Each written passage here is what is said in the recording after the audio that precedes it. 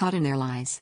She screamed at me for coming home late, but I stayed silent because her husband was still hiding in my closet.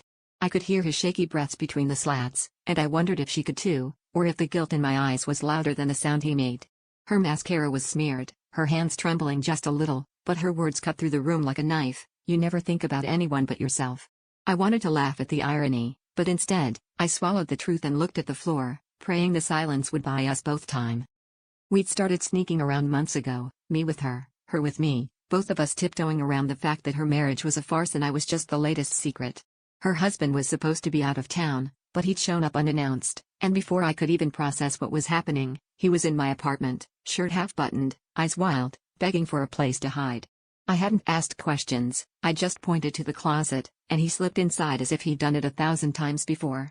Then she walked in, right on cue, ready to pick a fight, and I realized I was just another pawn in their twisted game.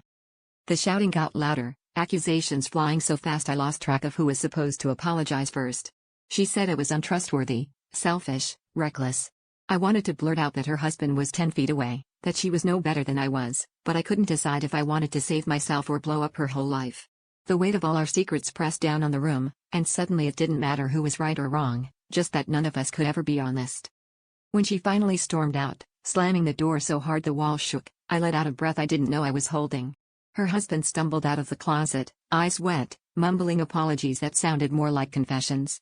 That's when it hit me, I wasn't just tangled up in their mess, I was addicted to the chaos. I wasn't sure if I hated them for dragging me into it, or if I hated myself for needing the drama to feel alive.